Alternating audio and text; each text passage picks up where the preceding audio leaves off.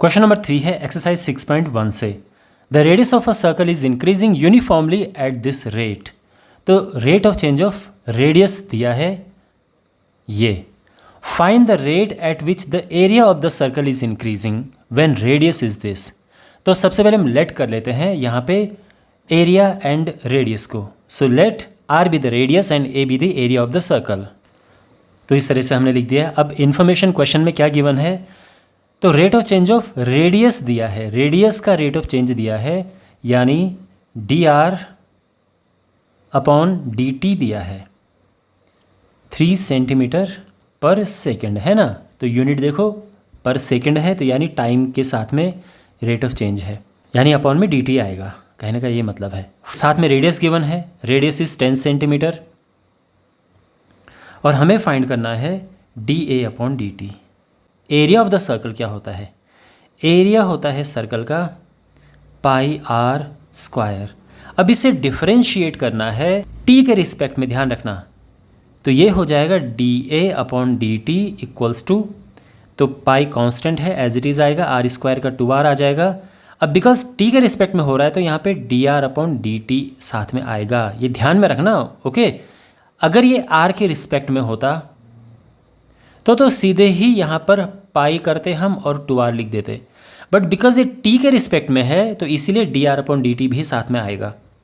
और अब values put कर देते हैं, पाई 2 इंटू आर 10 है, D R upon D T है 3, तो ये हो जाएगा 60 pi D A upon D T है, यानी एरिया क्या होता है, एरिया का यूनिट क्या होता है सेंटीमीटर स्क्वायर, अपॉन टाइम का यूनिट होता है सेकंड।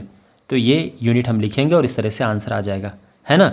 यानी अगर हमें इसका यूनिट लिखना हो तो क्या लिखेंगे, तो एरिया है centimetre square upon second upon time, time है उसके लिए सेकंड आ गया है, और ये इसका सोल्यूशन आ चुका है। तो आई होप आपको ये सोल्यूशन अच्छे से समझ आया होगा। क्वेश्चन नंबर 4 है, an edge of a variable cube is increasing at this rate. तो यहाँ पर एज जो है वो इंक्रीज हो रही है इस रेट के साथ में। How fast is the volume increasing when edge is this. तो वॉल्यूम कितना तेज़ी से बढ़ रहा है।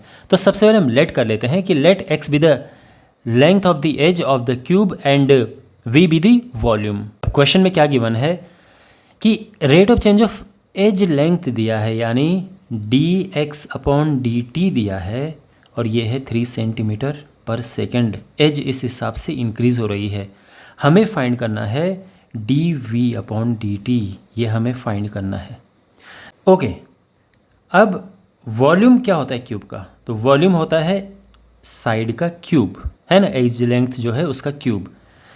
हमें फाइंड करना है D V upon D T, तो इसको डिफरेंशिएट करेंगे टी के रिस्पेक्ट में, तो D V upon D T आ जाएगा। देखो एक्स क्यूब होगा 3x स्क्वायर, लेकिन साथ में D X upon D T भी आएगा। वैल्यूज़ हम पुट कर देते हैं। x क्वेश्चन में गिवन है, x इज़ 10 सेंटीमीटर, और D X upon D T भी क्वेश्चन में गिवन है 3 सेंटीमीटर पर सेकेंड, तो इंटू 3 हो गया, और ये हो जाएगा 90 centimetre cube per second. Unit को ध्यान से लिखना है आपने, D V upon D T की यूनिट है ये। तो वी यानी volume centimetre cube upon D T यानी सेकेंड। तो इस तरह से ये आंसर हम लिखेंगे और ये आंसर आ चुका है। ठीक है।